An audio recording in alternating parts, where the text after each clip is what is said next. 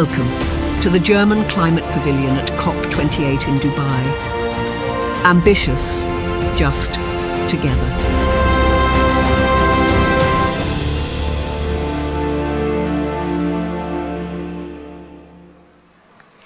Good evening, everyone, and welcome to this room and on the screen to this event we are having today in the German Pavilion. I'm Madeleine Werner. I'm working for the development organization Miserio, and I'm very happy to see all of you here.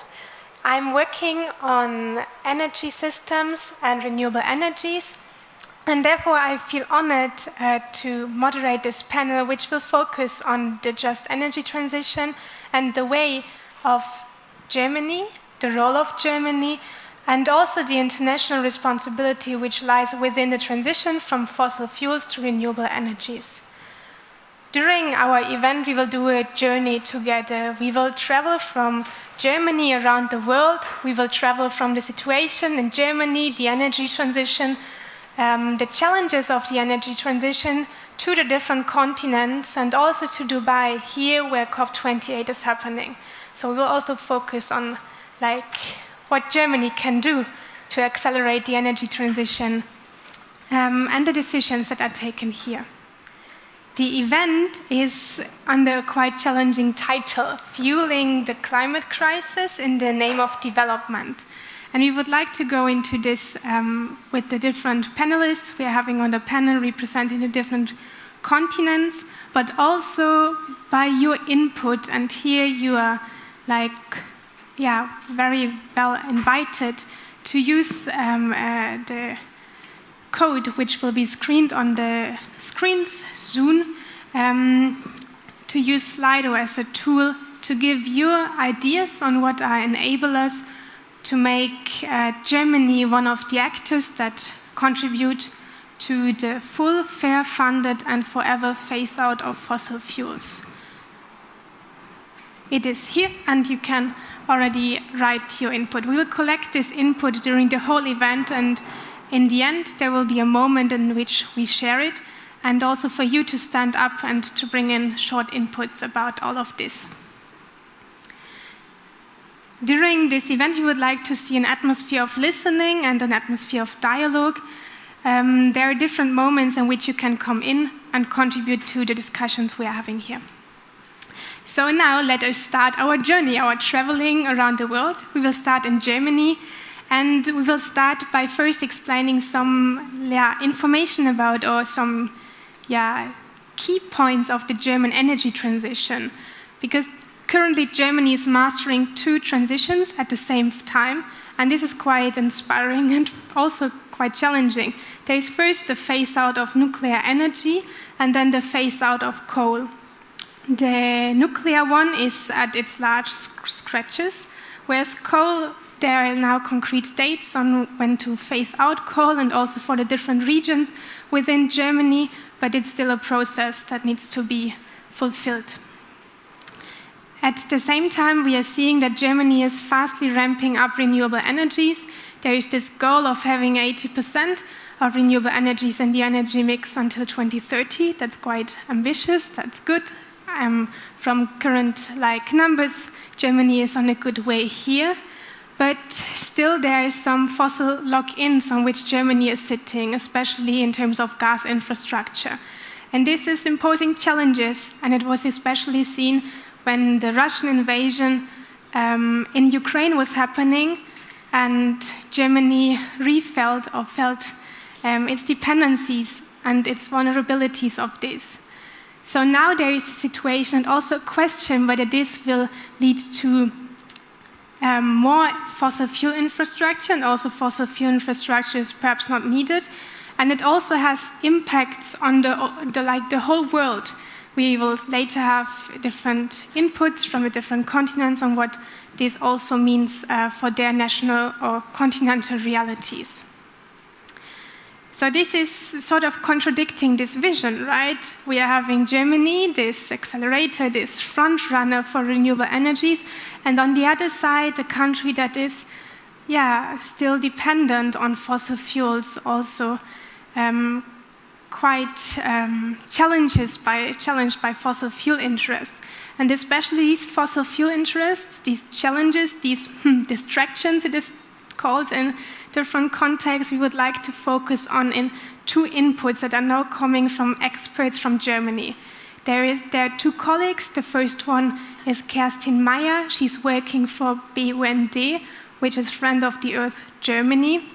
And then we have an input from Konstantin Zerger, and he's working for DUH, which is an organization, Environmental Action Germany, that are focusing on the gas dimensions in Germany. So there will be two different inputs we are having, and they are trying to elaborate what are like current challenges we are having in Germany to transition from renewable energies to 100% renewables. And now I would really like to welcome Kerstin on the screen. Hello? Yes, there you are. Welcome, Kerstin. Great to see you. You are working for BUND, Friends of the Earth Germany, and you're working as head of economic and financial policy at your organization. I would like to give and hand over to you to explain to us one of the dimensions, the distractions Germany is currently focusing or like challenged on, and I will just give over to you. Thank you very much. Yes, I will focus on the challenge of carbon capture and storage in Germany. Friends of the Earth Germany takes a very critical position towards CCS being deployed as a climate solution while fossil fuels are still being extracted and used. And at the COP, German politicians are being heard to back a phase out of fossil fuels. But does this mean full phase out without CCS?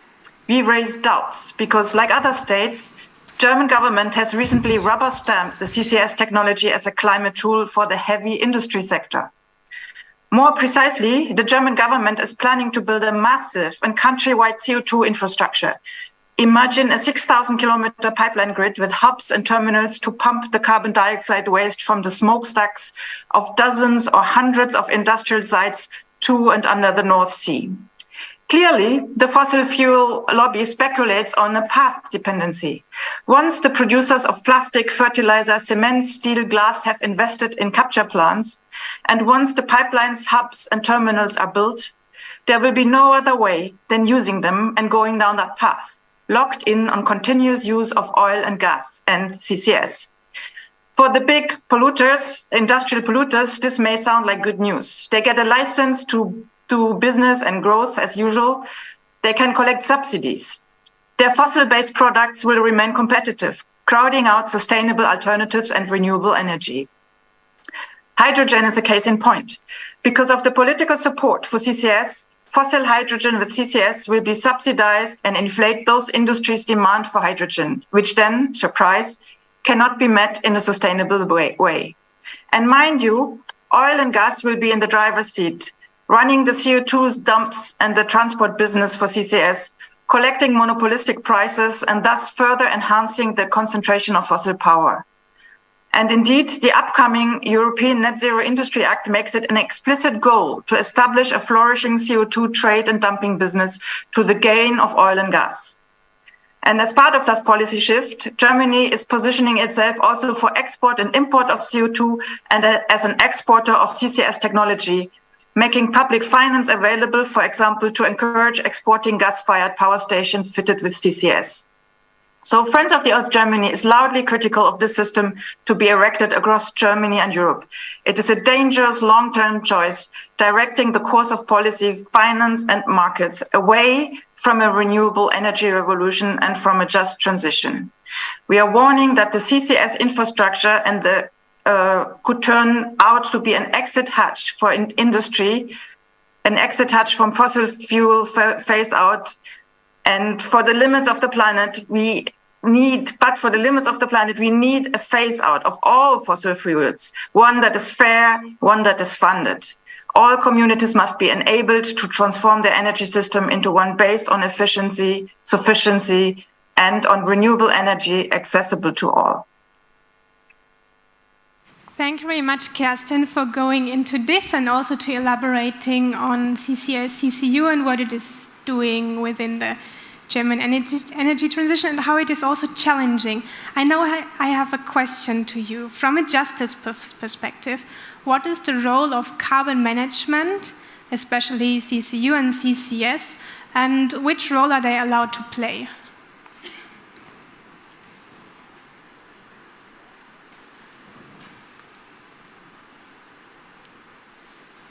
This is better. Yes. I'd say carbon management, and in particular the planned CCS infrastructure in Europe, is a license for the economy to just continue operating on fossil fuels and to remain dependent on it.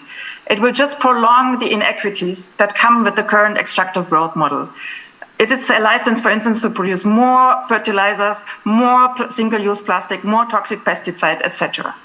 And then there is one further dangerous development that comes with the push for this European CCS infrastructure. The danger is that high emitters, such as the chemical industry or steel makers or cement producers, will choose to simply replace their fossil fuels with wood or other biomass, because it's financially optimal to claim negative emissions with bioenergy plus CCS. So with the promise of CCS, wood and biomass burning at industrial scale is a major threat to forests, land, and communities globally.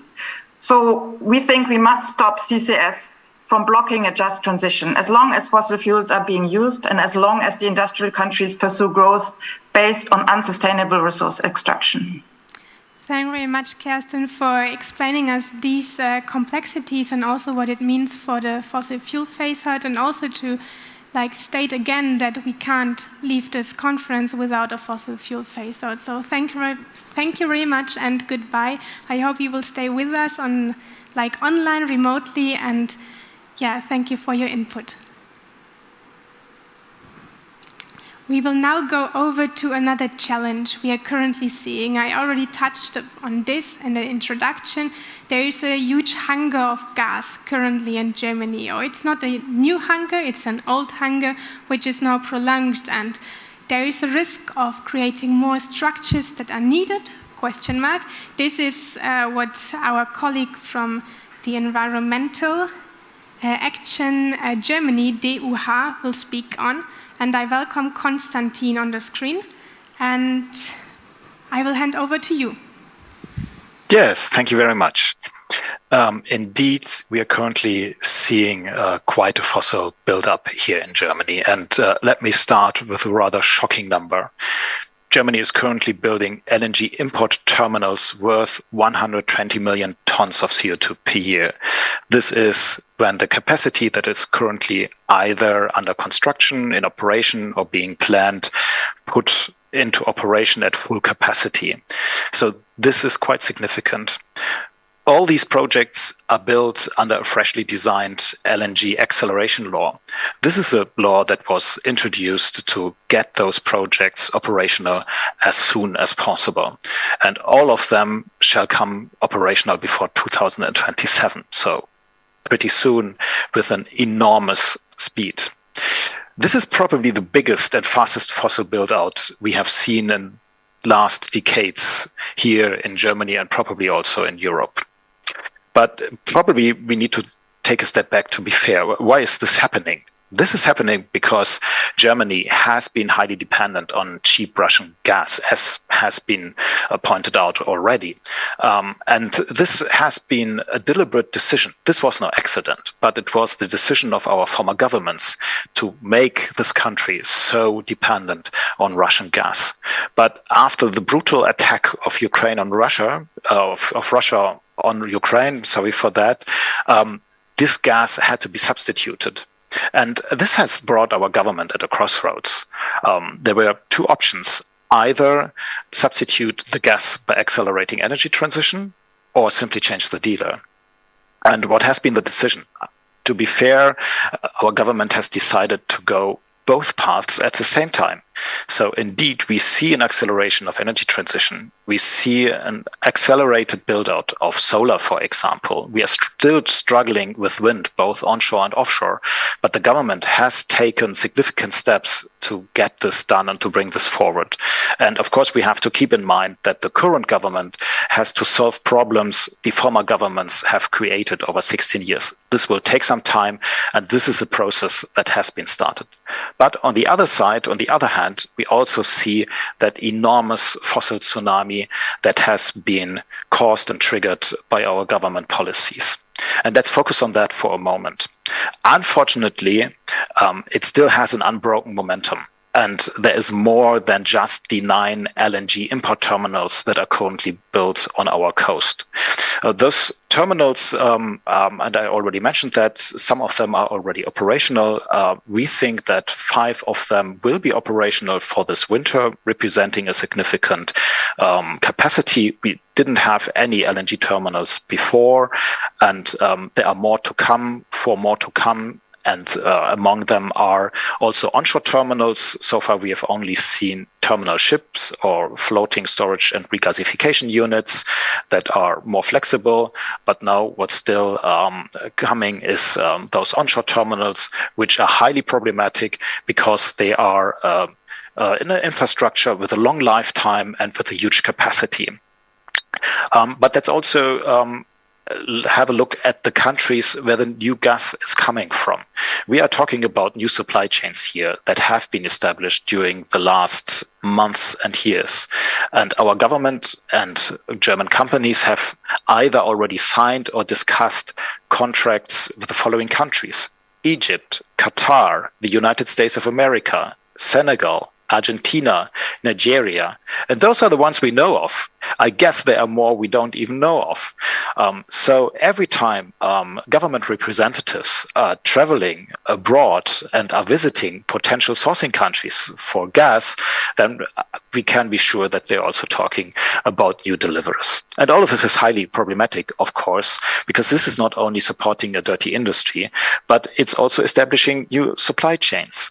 And this means new investments, not only investments in Germany, but also investments in all those countries are listed. This is one of the reasons why the German government is so reluctant to implement the Glasgow Statement and to stop public finance for fossil energies, because of course there are still also public money and instruments in those projects. One hugely problematic thing are the long-term contracts that are signed.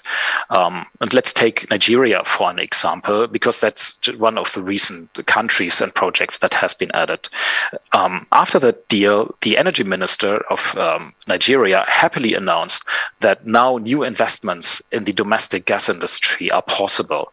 New gas exploration, new gas-fired power stations, again supplied by German companies, in this case Siemens Energy.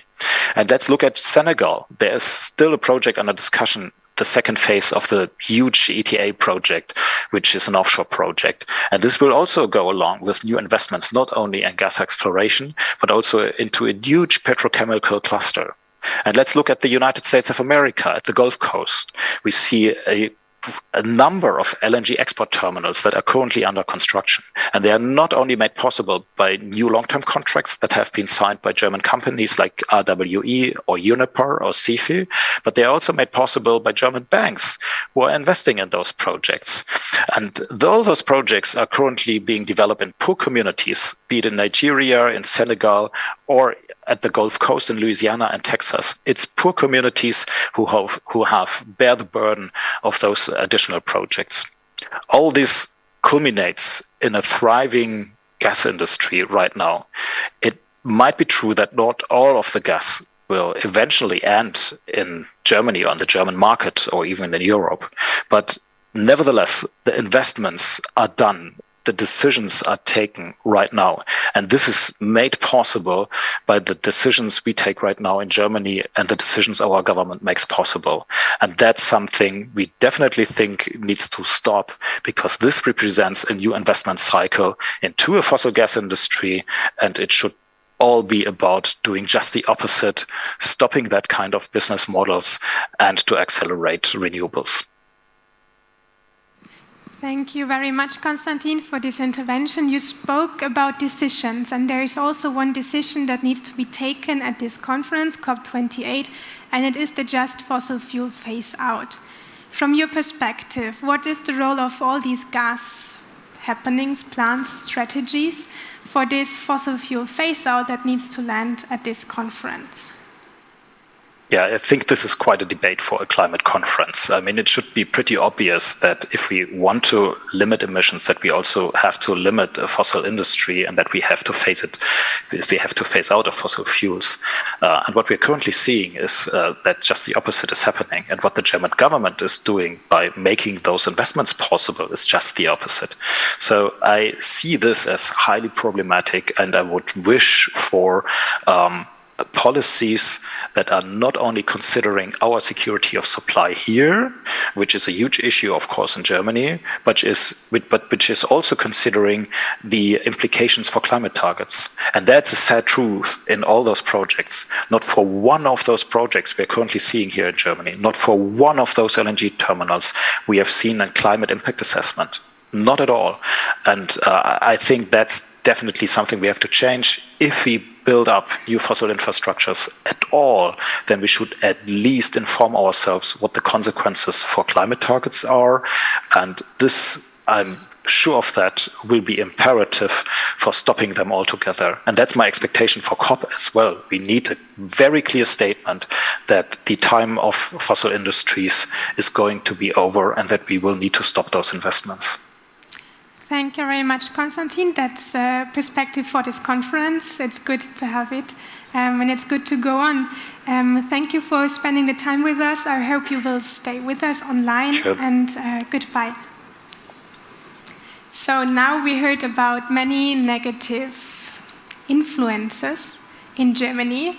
It's quite heavy, I would say. So perhaps we shake it a little bit off so that we don't feel this stress upon us. Because, of course, it has consequences, but there is also one positive angle, because phasing out fossil fuels means renewable energies. And this pathway we are foreseeing, and we are wishing to see will be the main topic of the panel we are soon having to have. And on this panel, happening here in Dubai, so our traveling is continuing. We are now leaving Germany, having shaken off all these negative energies, and coming here to a space where we hope to discuss future perspectives with better energies, renewable energies, and also to see that Germany is really building up to its perspective of being a front runner for renewable energies. I read here ambitious, just, and together, and let's make this not only a slogan, make it a promise and something we really implement. And on the panel where I now welcome Amos Vemania from PowerShift Africa, Anumita Roy Chaudhry from CSC India, Alex Rafalovchik from the Fossil Fuel Non-Proliferation Treaty, and Katrin Henneberger, member of the German Parliament for the Greens Party, to build up on this discussion. And we all sit down and state our discussion. We are now here and continue our journey. We went from Germany to COP28, where we are now sitting, but you all are also representing one continent, one perspective, different realities, so we would really like to go into this and also hear back from you what is happening in terms of energy transition in your realities and your country, your continent, what is the influence Germany is having, and also what is needed so that we can really decide on the just energy transition here at COP.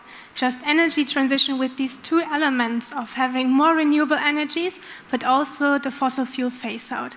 And I will now give over to Amos.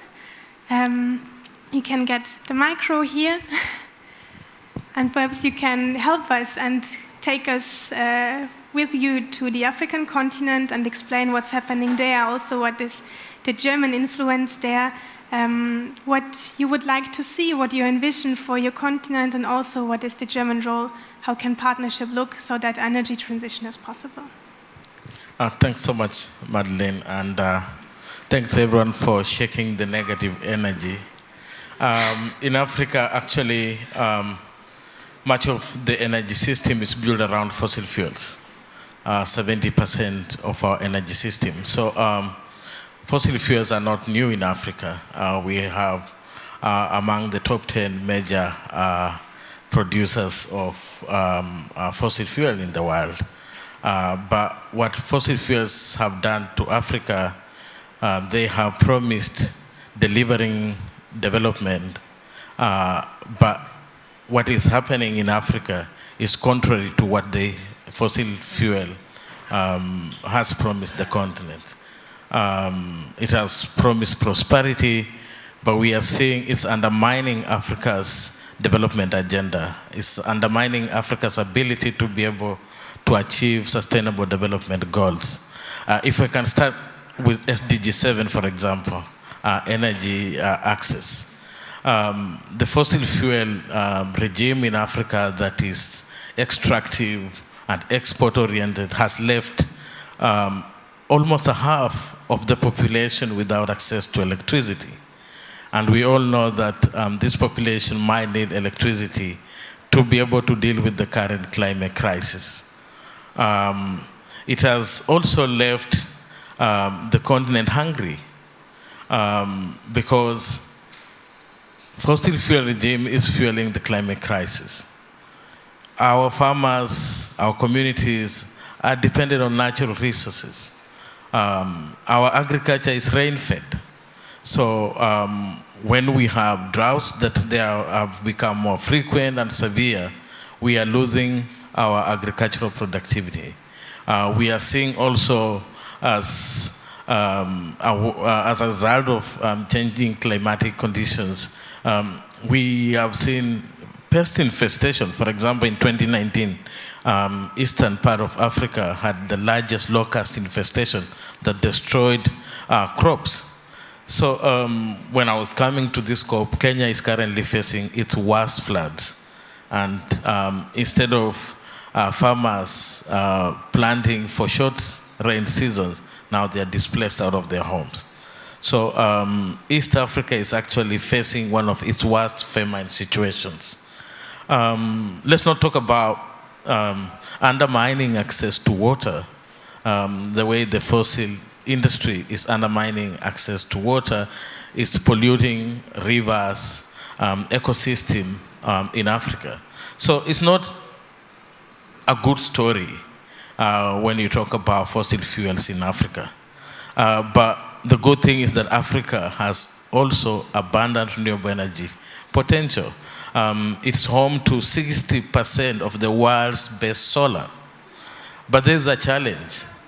In the last decade, in investments that have gone into renewables development, Africa has only received 2%.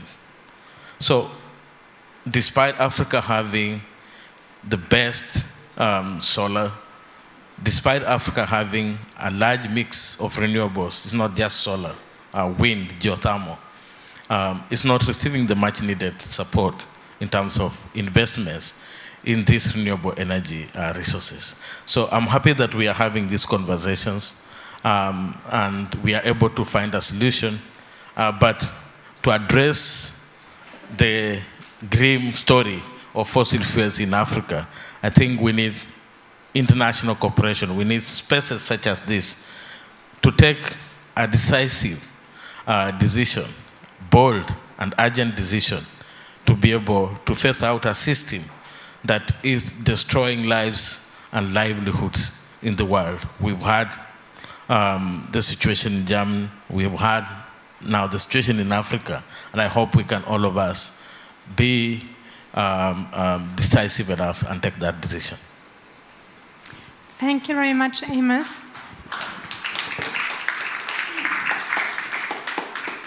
And you see there are many people agreeing to what you just said.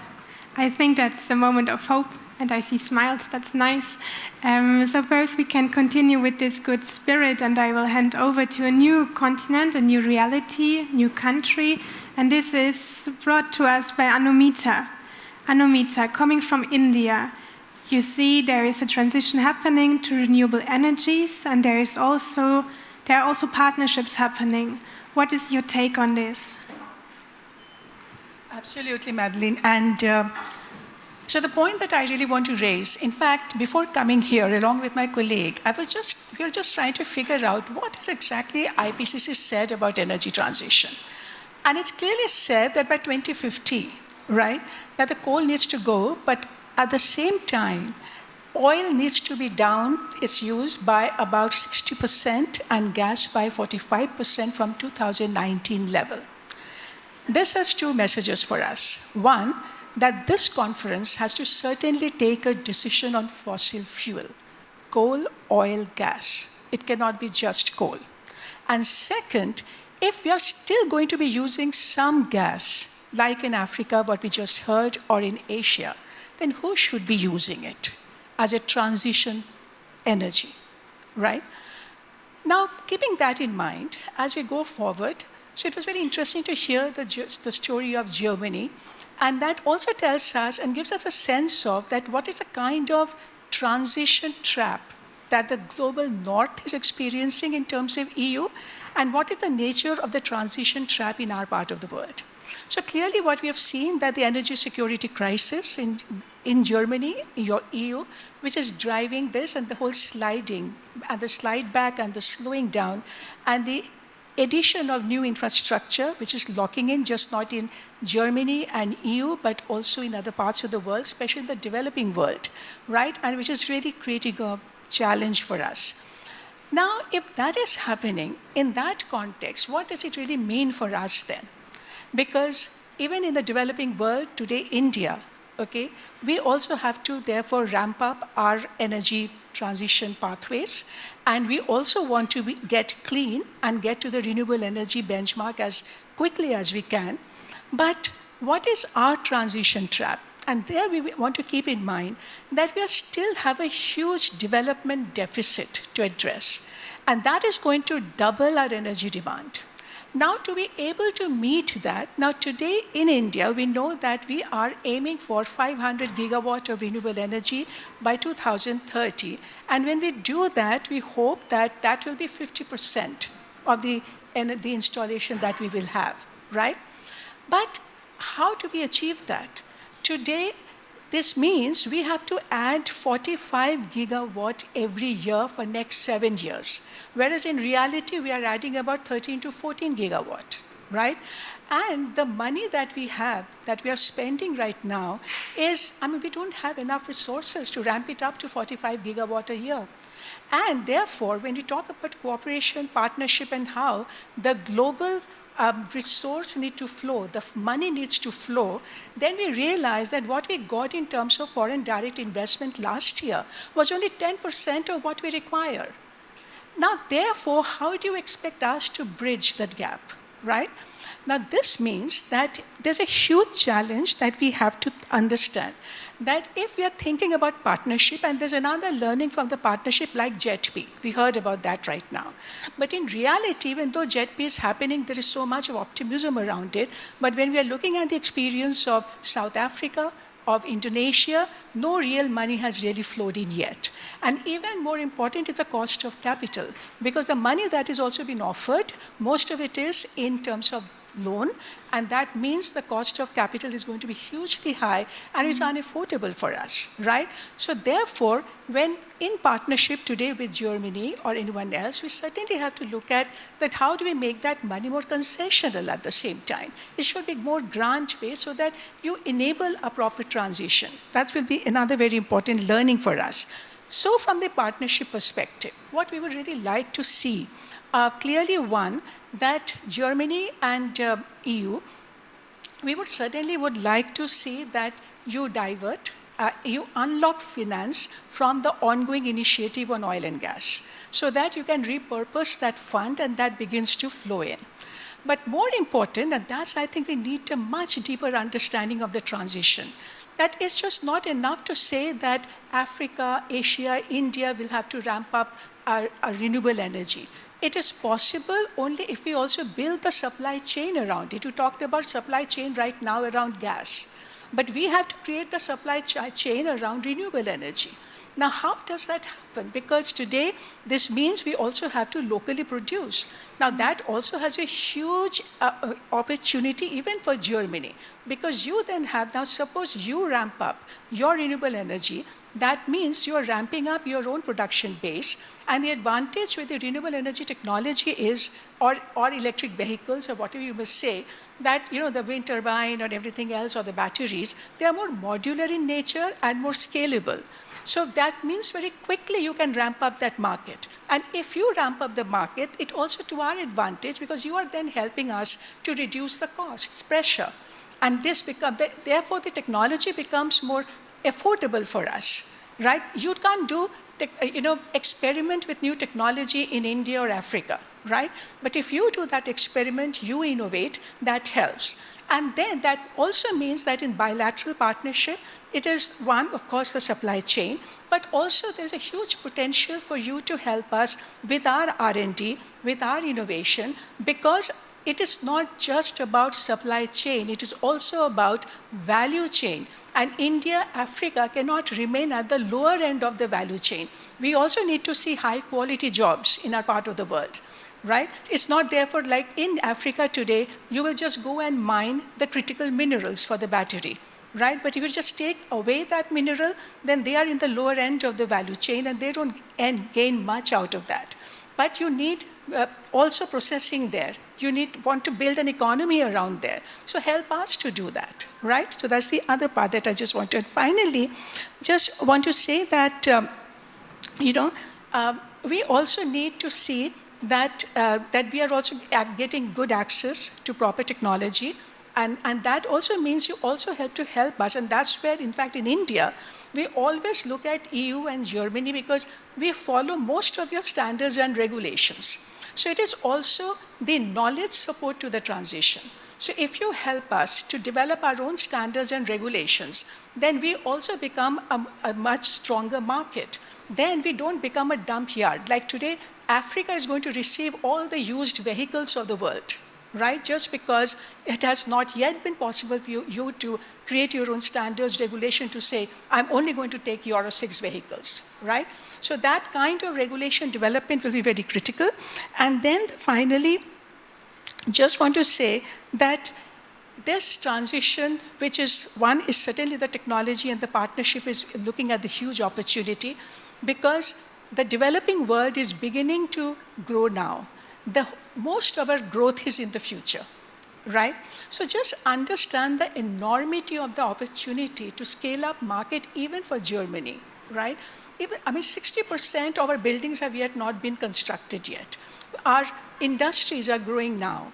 So the kind of economic opportunity and the scalability of that economy, that has to then become the central to the partnership. And we have to understand how do we therefore guide that better. But in that, while we certainly look at the partnership model, and today it's very clear from the COP conversation here that we need a collaborative and cooperative framework, right? And Germany can play a very important role because you're already front runners in many areas, right? So if that cooperative and model, that cooperation model can be developed for ourselves, and that works for the global south, then nothing like that. So while technology, science, knowledge is what we are looking at from you, but we'll also like to think that when you are designing the programs for us, it also has to have the principles of just transition, equity, and equitable benefits for the community. So yes, renewable energy, with your support, we want to scale up, but that should be designed also to ensure that the poor people in our part of the world are also getting access to the clean energy access. So which is not only decarbonizing, but which is also protecting health, building welfare, and that is the larger core benefit and the dividends that we are looking at. So clearly, you and I, we are all in it together, and more leveraging, therefore, is certainly needed. And I'm sure if we can really work on the collective principles, get the fossil fuel on the mat here, I think we will see a big success going forward. Thank you.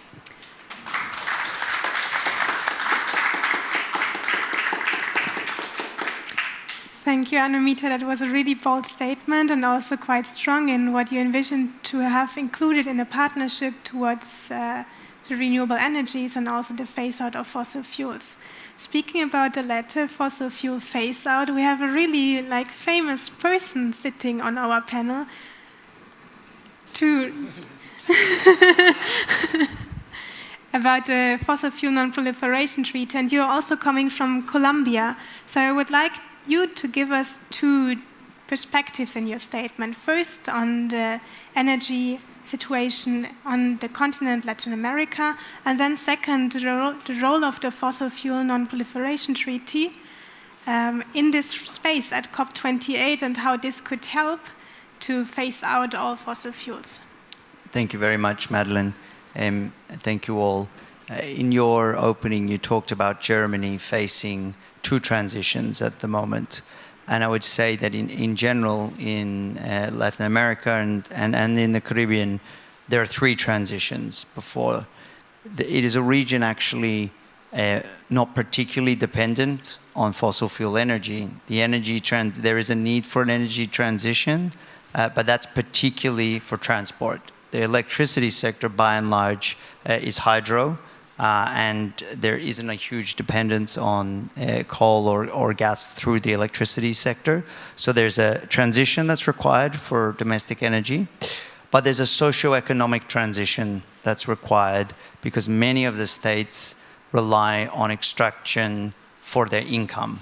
So there's states like Colombia, where I live, where 15% of state revenue comes from oil and coal income.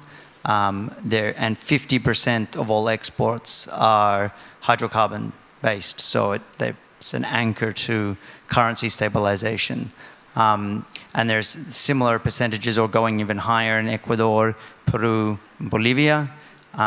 Brazil has a more diversified economy, but it has an intention to expand its extraction of oil in the pre-salt of the coasts of Brazil, and now they're talking about also drilling for oil in the mouth of the river of the Amazon.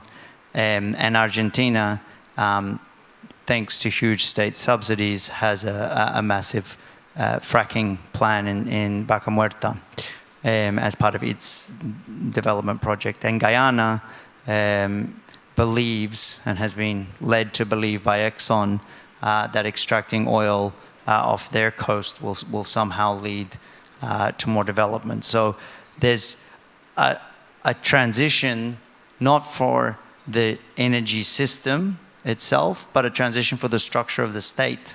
How will these states restructure their income, the share of employment, when they've been largely structured around this? And the third transition is how will we manage the demand for the so-called critical or transition minerals, which are often abundant also in Latin America, for the global transition that's required, if it's particularly copper and lithium, and see that we don't replicate the same extractive systems that we've used for the fossil fuel system also in a renewable economy, and leave, as you were saying, countries in Latin America at the bottom of the value chain, which is an economic way of looking at it, but the experience of people is, of course, that their community is not cared about. Their community is used as a source of labor that is not respected and treated poorly. Their environment is not respected and polluted, and the wealth, along with the metals, is extracted from those sites and used to enrich people in other places. So those are the kind of three transitions I think that the region is trying to grapple with. And I think there are some positive signs. There are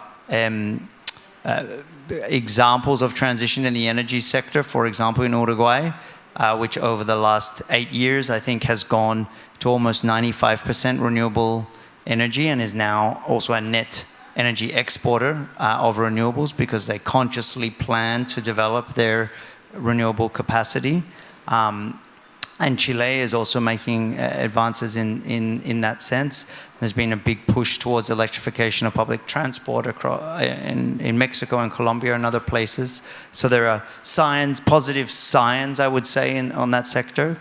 But then there's the question of the transition from fossil fuel dependence. And in that case, there's concern, I think, about the increased focus on fossil fuel extraction as part of Brazil's plans in 2023 for its national economy. I mentioned Guyana.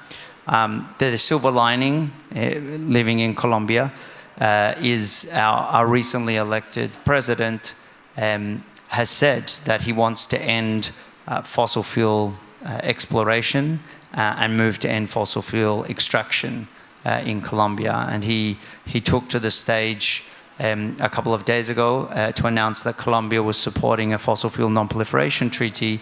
And he said, people might say that this is economic suicide to stop producing coal and oil. But to continue to producing coal and oil is actual suicide. It's more than suicide, it's homicide. It risks all life on Earth. And so he said, I'm faced with a choice, the interests of fossil capital or life. And Colombia will choose the side of life. So that framing, I think, is extremely powerful about what the question is before us. And so just to say quickly what the Fossil Fuel Non-Proliferation Treaty is, it's a proposal to get countries that are involved in the extraction of fossil fuels and consumer countries globally to form together to make a new treaty to complement the Paris Agreement, to focus on how can we create the incentives and the norms for the exit from fossil fuels. Because like the examples you gave of the JETPs, the Just Energy Transition Partnerships, these have been kind of negotiated behind closed doors. They're donor-led, and often not donor-led, but creditor-led structures that don't necessarily focus on the broader interests of communities or the actual transition. And so instead to have an open, accountable and transparent international negotiation about how do we change the set of international incentives for countries to make a decision to be on the side of life. So the proposal currently has 11 countries supporting it. Many of them Pacific Islands, as it was first proposed by Vanuatu and Tuvalu, but also Timor-Leste, which is a gas producer in South Asia, Antigua and Barbuda in the Caribbean, and Colombia are currently making up the bloc. And we hope that many more countries, maybe Germany will be the first European country to join the group to say, this is an area of international governance that we need to address. Thank you. Thank you very much.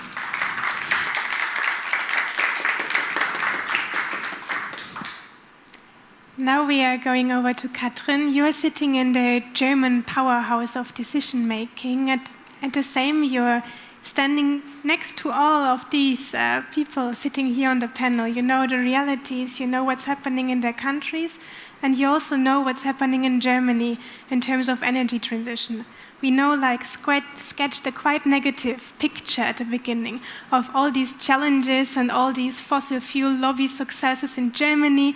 We know they are also here, the fossil fuel industry. I mean, just today there was a report or an article released, I think 2,464 lobbyists of the fossil fuel industry in official delegations. That's quite a lot.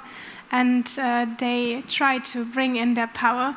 But we don't want to give you the bad role. We want to give you a positive one, because we are sitting here together and there is a joint task we need to do, right? The global energy transition. And my question to you is, what is the role of Germany? What could be like a guiding role of Germany, looking also at all these different points that have just been mentioned? Thank you for the invitation. I'm working on the climate committee as also on the economic Cooperation and Development Committee. So climate finance is one of the topics we are working on, and especially during budget negotiations. This evening, my Ministry for Climate and Cooperation, Robert Habeck, he should have been here, but he could not make it because of budget negotiation currently running in Germany. And it's a very critical status also for climate finance, and we hope to find a solution there, because climate finance are the key. And I think it was very important what also you said about the access to climate finance, because right now it's more that middle income countries have access to it and not communities who are most affected by the climate crisis. And also there's less finance for renewables, especially for that communities. So we have to change that. And also in terms of Germany, right now we are transforming our energy system, I can proudly say, towards renewables. So every year we are building up solar and wind. But of course it's not enough, and because we have to recognize that we as an industrial country, we have a huge responsibility for the past. And this is also why we pledged 100 million to the Loss and Damage Fund, so that it could be established. But of course, this is just the beginning. But it was very important that it got established. And in terms of coal, because you also spoke about Colombia, for us, it's also very important to face the fact that currently we are importing coal from Colombia, and in the region of Cesar and La Guajira, they are very cruel human rights violations, especially against indigenous communities. So we have to face that. And right now I'm working together with members of the parliament from Colombia, and we also pushing for the Fossil Fuel Non-Proliferation Treaty. So I'm one of the members of the parliament who's in favor for that, with I think now hundreds of other members of the parliament around the world. And this is also the reason why it's important that we build this alliance as members of the parliament. Because like Konstantin said at the beginning, we are now facing a new fossil fuel lock-in with new LNG infrastructure in Germany, as well as in Texas and Louisiana, as well as in Indonesia. So we members of the parliament has to work together on that as well. And in terms of Colombia, we had different talks this week, also with members of the parliament, also with some ministries, because of course we also want to find a way to phase out coal together. Tomorrow there will be also a very important case ruled by the court in Germany about one special coal power plant, Datteln 4, and I hope that environmental NGOs will win this case, so we can close one huge power plant tomorrow in Germany. That would be amazing.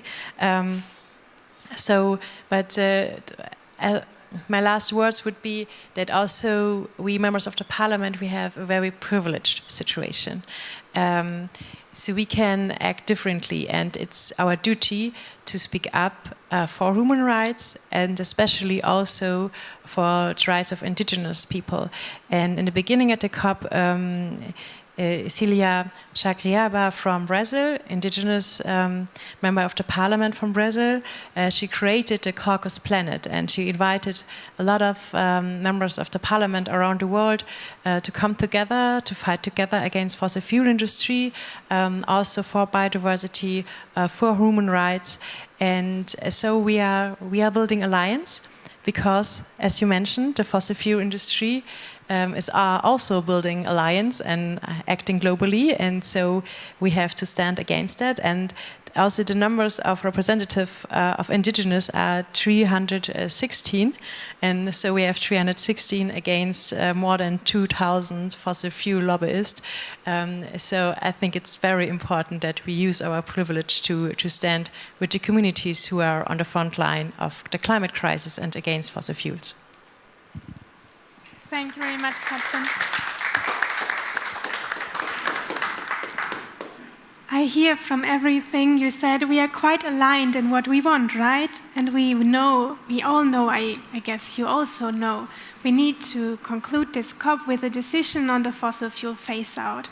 That's ambitious still, because we have so many actors outside this room, perhaps also in this room, I don't know, and on the screens, you don't know, that don't want this to happen, because there is a lot of money, there is a lot of power and all of this in it.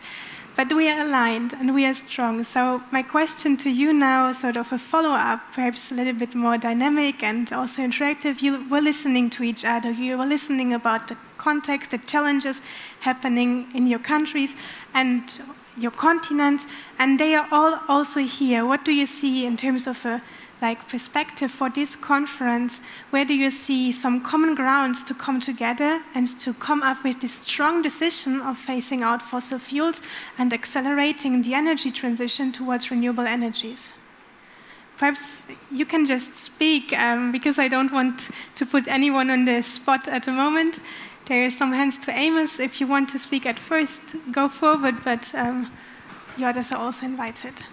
Yeah, I think there's a lot of alignments, and if we put our efforts together, we are likely to get a stronger outcome. But one thing that we need to be looking at is the question of justice also within this transition from fossil fuels. I would put an example to the economies that are already dependent on fossil fuels. I think they need to be supported to transition. But also we have communities that the fossil industry has left without energy.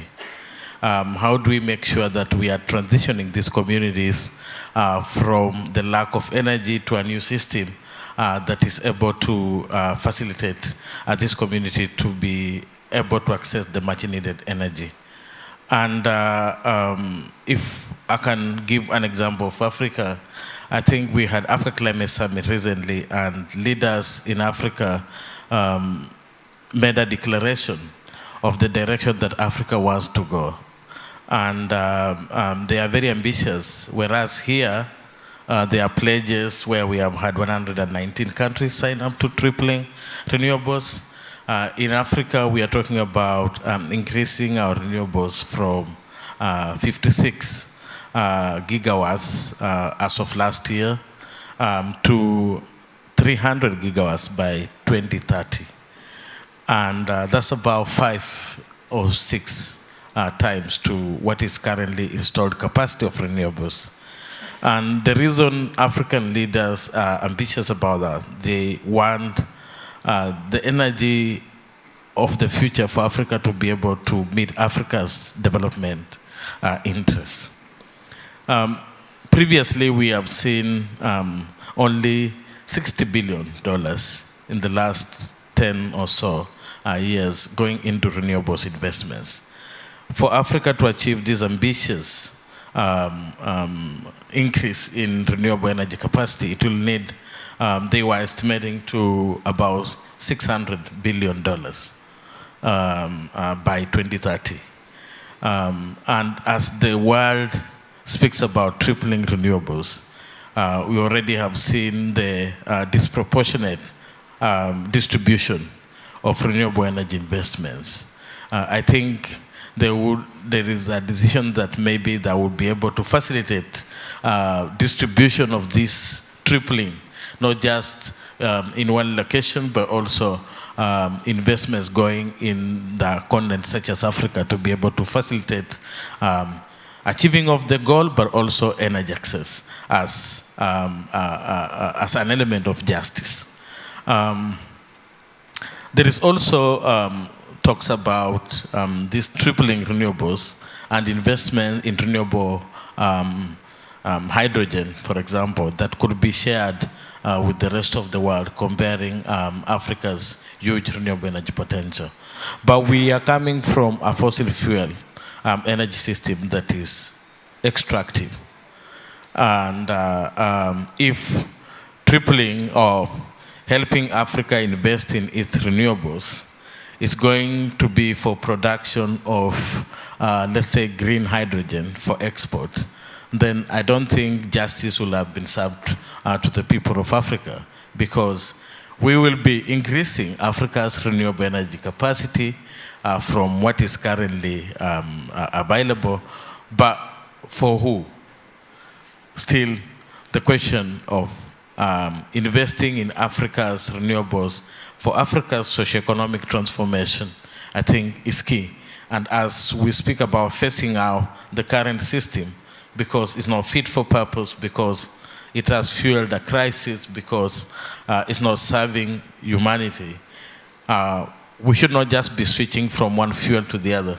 I think we need also to be very keen on what kind of energy systems are we advocating for, are we building. Of course, we know right now it's just a pledge. I'm hoping that also we could get these pledges of tripling renewables into official COP decision. Thank you very much. Immediate response? Yes. Yes, leaving off from where Amos just said, I think we absolutely want the tripling of renewables in the decision. We want it to be a standard that we can hold governments to and see that there's a delivery of the resourcing that's required to make it happen. And I think it's the same for the fossil fuel phase out. We want there to be, earlier speakers spoke of it both from Bunden and DOH, that there needs to be a full phase out of fossil fuels, and we need to recognize that, and that doesn't leave space for the loopholes of carbon capture and storage. It needs to be fair. I think it's very notable that last year at the COP, the Africa Group's position was quite unclear on the fossil fuel phase out. They didn't, I don't know if they ever made a collective statement on it. I don't recall, but they were not clear. But this time they've been clear that they'll support the language if it's connected to a discussion about equity in doing so, and the need for differentiation, the recognition that there will have to be leadership from countries that have historically benefited from the fossil fuel system disproportionately and have therefore put a disproportionate impact on our atmosphere and on all Earth systems. So I think if we're going to find an outcome at this COP that does share the vision of what we need around the fossil fuel phase out, it will need to be based in, like the proposals of African countries, around recognizing that the fossil fuel phase out is connected to the question of equity, and it's connected to the question of the resourcing for the access to energy for the billion people on this planet who don't yet have enough energy because of the failure of the fossil fuel system. And I know this is just a little bit off topic, but I just think it's always worth us remembering that the fossil fuel system fails us every single day. It is destroying our planet, the only planet we have. It is destroying ecosystems on a massive scale, and it doesn't even deliver energy to everybody. It's left 1 billion people out in energy poverty. So it's a complete failure against any of its metrics. It doesn't exist to give energy to people. It exists to give profit to a few. Right, I agree with what we have said. And just to say that I think there is no disagreement, and I think what we are really looking forward to is a good decision. And certainly, no one will ever disagree with the fact that we need to triple the renewable energy. And a target like that will certainly be very, very helpful and guide investments. And also doubling energy efficiency, then all that we have on the table. And what we need to keep in mind that while that is important, and very important that it should be fossil fuel, that you cannot just target coal, but to say that yes, coal, gas, and oil all together. And so that really has to be taken on board this time. But more important, I think we also have to we need to link this with the real hard reality and do a lot more maths to understand that when we are demanding all this, what does it really mean in terms of enabling transition in Global South? I should be able to say very clearly, for my 500 gigawatt, if I need $250 billion, but I'm getting only $2.10 billion today, right? Now, how and where are we going to bridge that huge financial gap? And that is country by country. And I think the time has come for us to really do that reality check, understand that what should be the domestic pathways, therefore what kind of resource mobilization is needed, is world and the cooperative framework that we're developing here, is it addressing it at all, right? That's what we really need to work out. And therefore, what I find very interesting, there's something very interesting about this COP. Till the last COP, somehow the narrative and the debate got pretty stuck in just saying climate finance and 100 billion, and nothing else was discussed.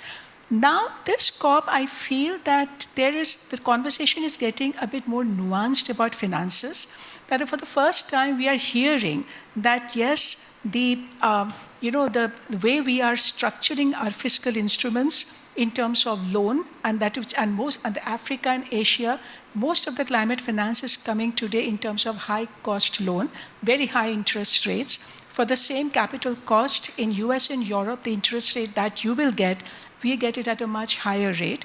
And therefore we need to address it. We need not more concessional grants. And then today, they're all talking about all kind of different credit methods, transitional credit. So clearly, we are beginning to now really discuss finance in a way that needs to be discussed. And now that, I think, is a bit of an optimism. So what I'll therefore say that understand that in our part of the world, the way we have to plan our transition, it certainly has to be equitous.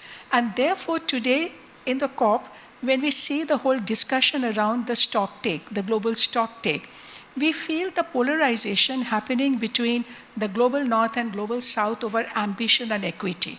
So the global north says we want ambition, but without equity. And the global south says, well, not so much ambition, but yes, equity. But we know that we need both to drive and guide the action.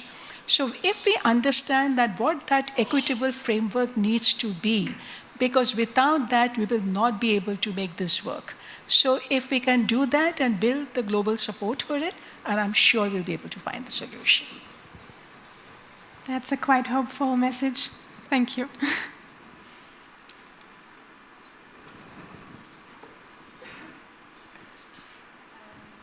I hope I can add something to all the white words you have said. So I think in terms of hydrogen, there's truly a danger that we repeat the mistakes from the past. And so it must be ensured that if there is hydrogen partnerships, and currently, of course, they are built and they are negotiated. First, we have to be very critical about it from the parliament and have to ask a lot of critical questions about that, and always to ensure that the water and the energy security of the people are first assured. So this must be the first step, and not to create again a colonialized system. And so secondly, I think the role of the companies, the energy companies, also must be addressed, especially the European energy companies. So from my perspective, of course, like Total Energy, who currently tries to build the EACOP pipeline through Uganda and Tanzania, where people get evicted from their land for building this pipeline, which threatens ecosystem, which threatens the Victoria Lake, and with that millions of people and their water supply. So building this pipeline for export, it's also a form of colonial behavior and unbelievable climate injustice. And there is also our responsibility in Europe again, how how can we hold our companies accountable for their doing? There is a huge campaign, a global campaign going on, Stop ECOP, and they are also doing a lot of protest here at COP.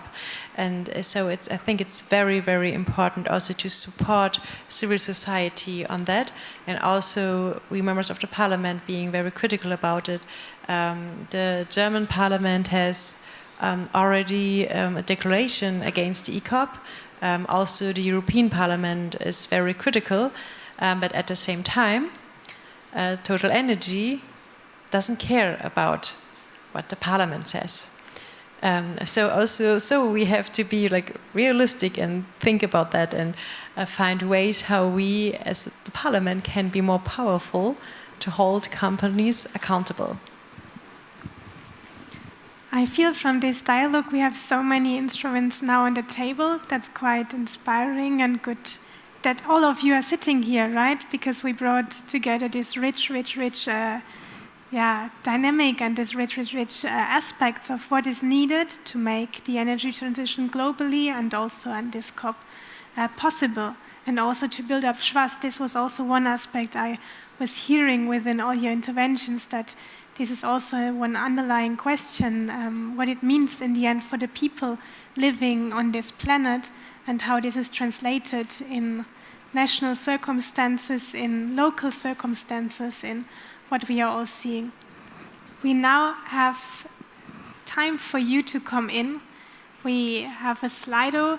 There are some aspects also collected. Perhaps we can show them on the screen.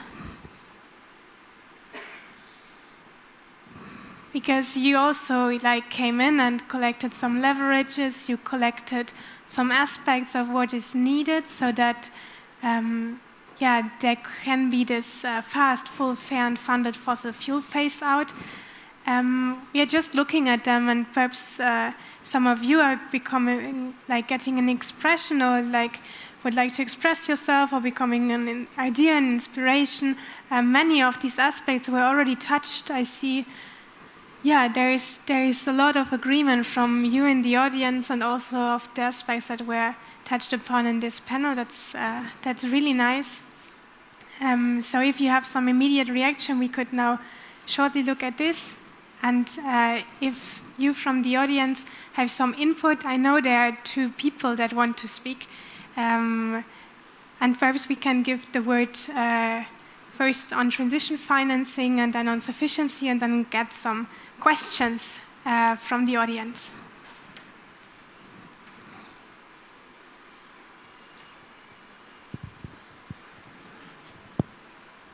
Hello. Hello, my name is Katrin from Urgewald, and we work on fossil finance, a lot on private finance and public finance, and maybe because the point of transition finance is not just discussed concerning climate finance and just energy transition plans, but of course also in the private sector. And the statement we make, and also our NGO partners around the world who work on fossil finance, is for once, of course, something you already mentioned, that it mainly, when it's coming towards the Global South, should be in form of grants and not in form of loans, to not further indebt countries which are indebted already. And the other one is that it really needs to come with the condition to not further expand the fossil fuel business model. So you cannot transition as long as you're still expanding coal, oil, or gas, like it's happening here in the Emirates, like it's happening in Germany still. And I think this is the most important point, and I'm happy if you have any reaction on ending the investments in fossil fuel expansion as well from the panel. Thank you. Thank you for this input. I think it's also building on what we discussed here. Is there some immediate reaction? Some feedback? Yes. Thumbs up. Great.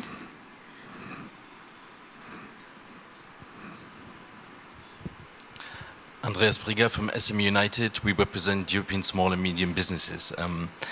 I heard a lot about ambitious and just, but I want to talk about it together, because you can't do those two without taking businesses on board. And the picture that some of those panels paint from the business world is a gloomy picture. And you're totally right with many of the examples that you mentioned.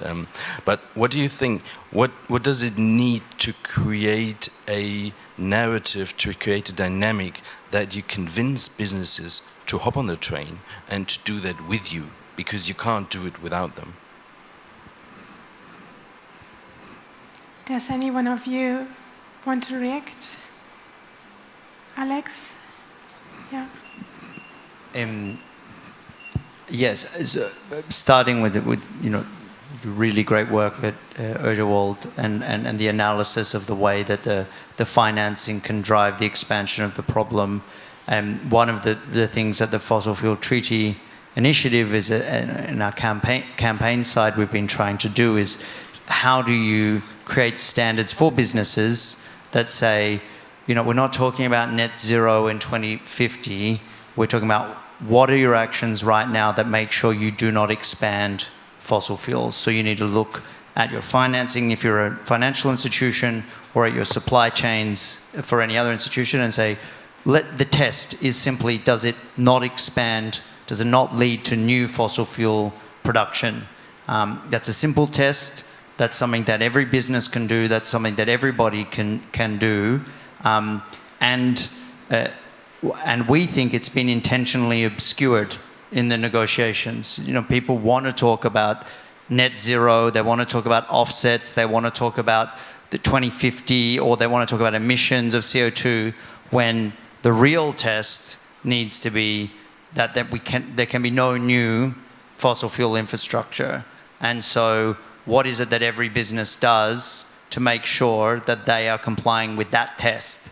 And I think it's one that every business could start to do. I would also say that I think we need to bring businesses along, and one of the businesses that is supporting the Fossil Fuel Non-Proliferation Treaty is the Triodos Bank in Holland. And one of the things that they say is that it's government's role to set the operating environment for businesses. It's not only the case that we need to be telling a narrative about this, we also have the power of the state to regulate and to say the type of economy that we want to create for people. So the economy exists to serve people in the community, and so we also have to be willing to make some decisions collectively about the type of activity that we want to prohibit, and the type of activity that we want to allow, and the type of activity we want to incentivize. Is there further will to react, or otherwise we can go on to the next question? Yes? Okay. No, just quickly. Yes, I agree with what you've said. Just from learning from our part of the world, it's very interesting in the renewable energy sector in India. Initially, the growth that we saw, quite an optimistic growth, it really grew quite fast. Okay, and especially decentralized RE, the mini and the microgrid. And it was very interesting that the growth was more business-led than regulation-led. Once the business saw the market, and even when our regulations had still not evolved in a way that it needs to, but the market just went and they just kind of invaded the space. But after a point of time, it started to plateau. And then we realized that business follows, and especially new generation technology-led business, right? Because they are largely startups, they do not have many legacy issues. They are getting into that business for the first time, so they have a lot of those advantages, not legacy burden. But if we in developing country do not develop our rules, regulations, pricing mechanism for renewable power, and also fix our grid and the infrastructure, then even if business responds, we cannot see a quicker uptake. And that's what is happening right now because of our electricity grid, which has a lot of problems right now. Even though there is an obligation on the part of the distribution companies to purchase renewable energy, but they cannot meet their obligation because of the infrastructure limitation. So that makes it even more complicated. So I think we have to capture and join those dots to really work out our transitional pathways. Thank you. So let's go on to the next question. I saw one more hand. Yes, there, over in red.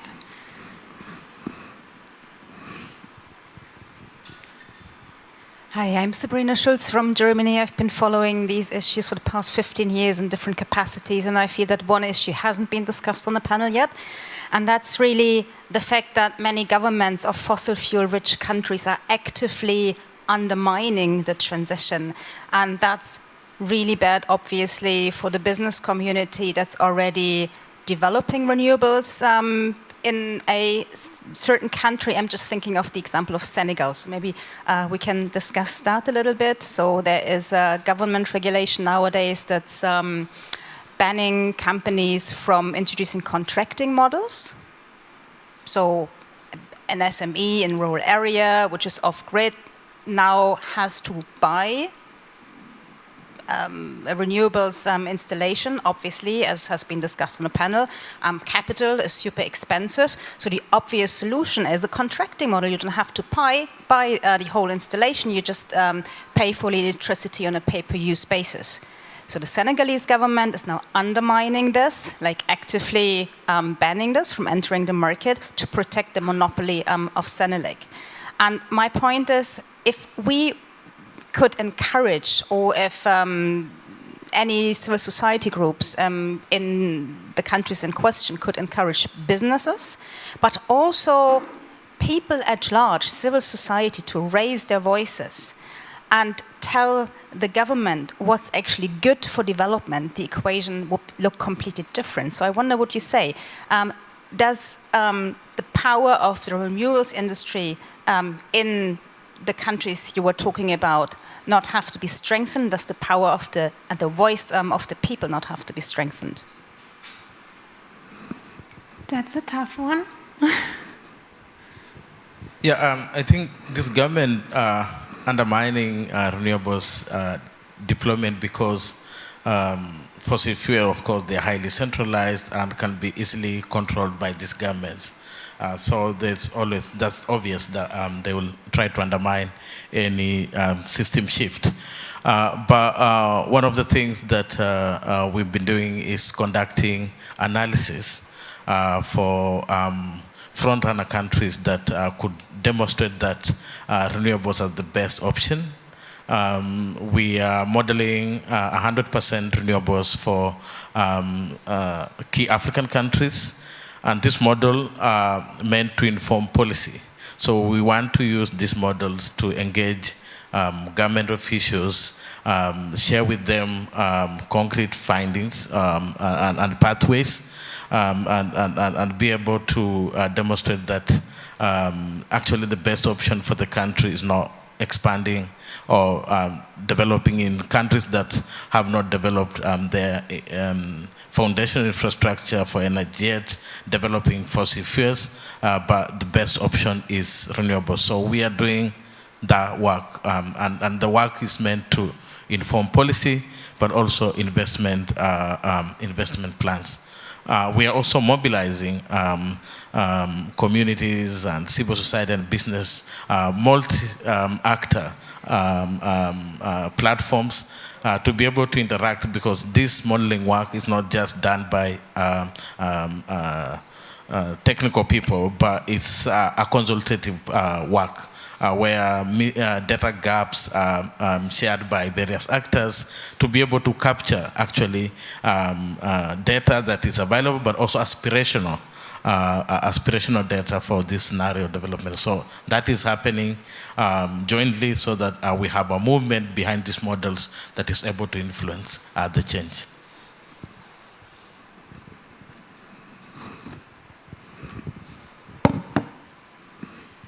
So in Germany, we also have the huge problem of fossil fuel lobbyists influencing the government. And of course, it's also a question of who is in power.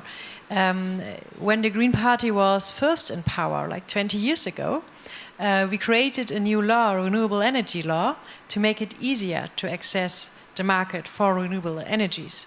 And since then, renewable energies are truly, well, it's going forward. But then, of course, the government changed again, And we lost our role in the government, the Green Party, and then the renewable energy transformation was crashed. And only since we are in the government again, since then we have changed law after law to create a new situation, so it's more easier to invest in renewables. It's more easier to create more solar and wind. So it always has to do with the question who is in power, who get influenced by the fossil fuel lobbyist, and who has also the interest of earning the profits of fossil fuel. Because as long as fossil fuel industry, as long as they can use their infrastructure for profit, of course they will use it. So yes, it's always a question of power. I think these are also good closing words. We are already running over the time. It's now 8, and I know that there are some people that would like to see us ending on time. So both we can continue our discussions during the reception we are soon going to have. You can continue to discuss. We are continue to share your views, your inspirations, your perspectives. And now I would like to thank all of you for being here, for sharing your opinions, for sharing your views, for contributing to this whole transformation we'd like to see. I'm sure you're doing much more than what you just said in your national context and your continental context. I feel from what you just said, you're really the leaders we would like to see standing in the front, and you're already standing in the front. You're sitting here. So that's quite nice. I thank you all for being here online, somewhere here, and also in this room. And yes, have a nice evening.